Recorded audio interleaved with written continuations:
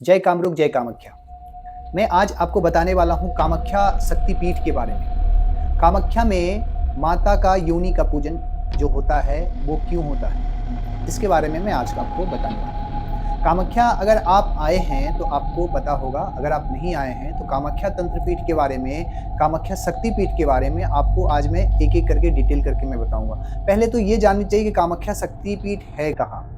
क्या आपको पता है कामाख्या शक्तिपीठ जो भारत के आसाम स्थित राज्य जो है उसमें नीलांचल पर्वत स्थित पे माता विराजमान है।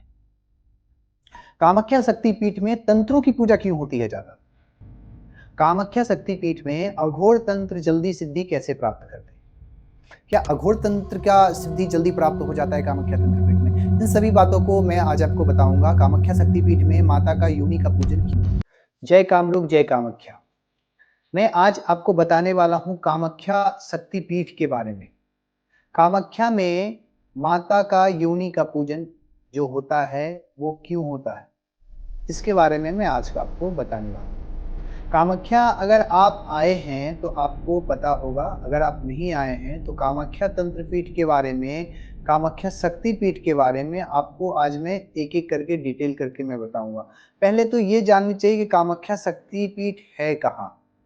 क्या आपको पता है कामाख्या शक्तिपीठ जो भारत के आसाम स्थित राज्य जो है उसमें नीलांचल पर्वत स्थित पे माता विराजमान है। कामाख्या शक्तिपीठ में तंत्रों की पूजा क्यों होती है ज्यादा? कामाख्या शक्तिपीठ में अघोर तंत्र जल्दी सिद्धि कैसे प्राप्त करते हैं? क्या अघोर तंत्र का सिद्धि जल्दी प्राप्त हो जाता है कामाख्या तंत्रपीठ में? इन सभी बातों को मैं आज आपको बताऊंगा। कामाख्या शक्तिपीठ में माता का योनि का पूजन क्यों?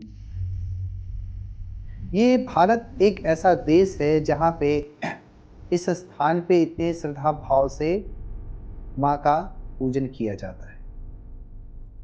आप अगर कामाख्या शक्तिपीठ आए हैं तो सबसे पहले अगर हम प्रवेश करते हैं तो माँ का स्मरण करते हुए आप सबसे पहले कहाँ जाते हैं? जल एक कुंड है कामाख्या में, जिसको कहते हैं दो कुंड। कामाख्या में आप अगर आएंगे तो मंदिर में प्रांगण में दो कुंड है और दो कुंड की, दोनों कुंड की अलग अलग महिमा है।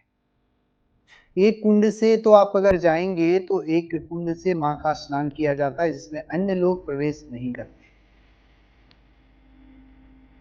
और दूसरा कुंड जो आपका है उसमें अन्य लोगों का स्थान है। जो कोई भी लोग जाते हैं उसमें पवित्र होते हैं और उसमें अर्घ्य देते हैं। उसके बाद गणेश जी का पूजन प्रारंभ करके, प्रणाम करके, आशीर्वाद लेकर के फिर माँ का पूजन किया जाता है। फिर माँ का परिक्रमा लगा करके माँ का दर्शन किया।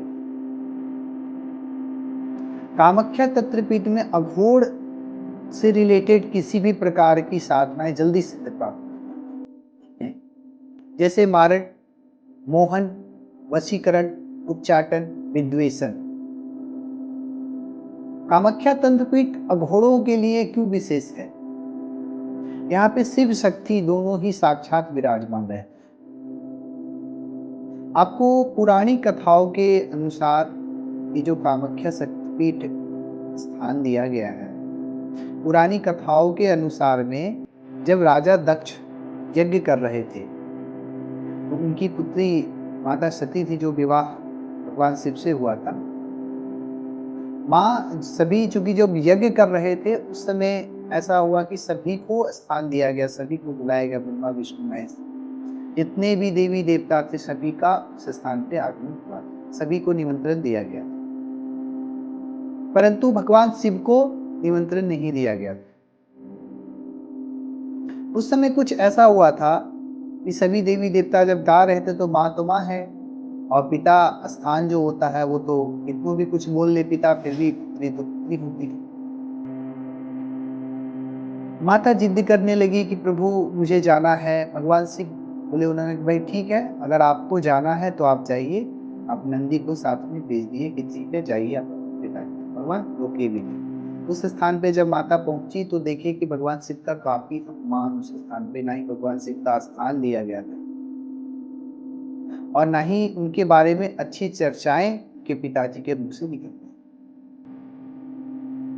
इन प्रकार की बातों को जब वो सहनशीलता माता नहीं कर पाई कि अगर कोई पति का अपमान कर दे और कोई स्त्री है और वो पति का अपमान सह नहीं सकती, और माता से अपमान सहन नहीं हुआ और उस समय उन्होंने अपने आप को अग्नि को प्रवाहित कर अग्नि को प्रवाहित। जब भगवान शिव को इन घटना के बारे में पता चला तो उन्होंने अपनी जटाओं से 2 बार पटका तो वीरभद्र का प्रादुर्भाव हुआ और वीरभद्र गए तो उस स्थान पे उन्होंने फिर राजा दक्ष का गला भी काट दिया था। बहुत सारी घटनाएं आपने सुना ही होगा, परंतु इन घटनाओं के क्रम में ये मैं आज आपको बताने वाला हूँ कि माता का जो शरीर था, जो जलने के बाद में भगवान शिव उसको लेकर के भ्रमण की ओर निकल गए और आपको पता है कि मोक्ष का कारण भगवान शिव ही है। और भगवान शिव ऐसी स्थिति में पहुंच गए थे, ऐसी साधना में पहुंच गए थे जो किसी से उनको कोई मतलब नहीं चल रहा।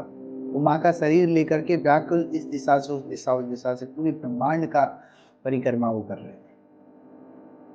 परंतु क्या है कि लोगों का उस समय, मनुष्य का जन्म तो हो रहा था परंतु मरना नहीं हो पा रहा था। उस समय काफी परेशान हो गए थे। तो भगवान विष्णु अपने चक्र से माता का जो शरीर था उस शरीर को 52 भागों में उन्होंने खंडित कर दिया।